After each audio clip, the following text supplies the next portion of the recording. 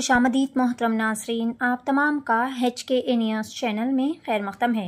भालकी तालुक़ा में एक वाक़या पेश आया जहां पर तालुक़ा के दादगी क्रॉस के करीब में नामालूम अफराद ने विशु गुरु बसवाना की मूर्ति तोड़ दी, जिसकी वजह से भालकी हमन आबाद हाईवे रोड को मुकम्मल तौर पर बंद करके एहतजाज किया गया, जिसकी वजह से इस सड़क पर आमो दरख्त मुअत्तल रही और यहां पर पाबंदी लगा दी गई।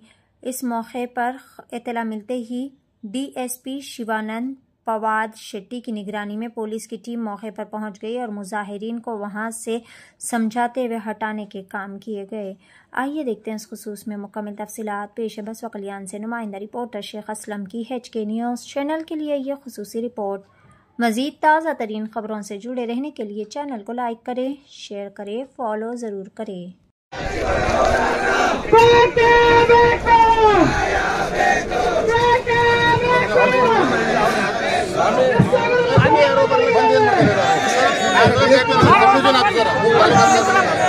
ನೀವೇ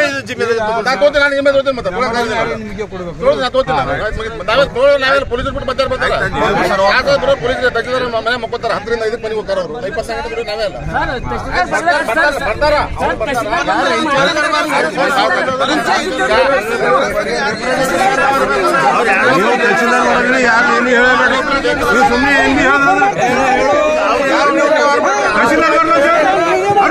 जल्दी करना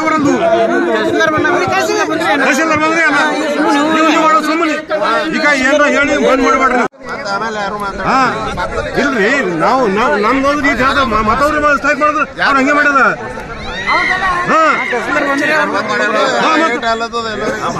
ಆರಾಗದ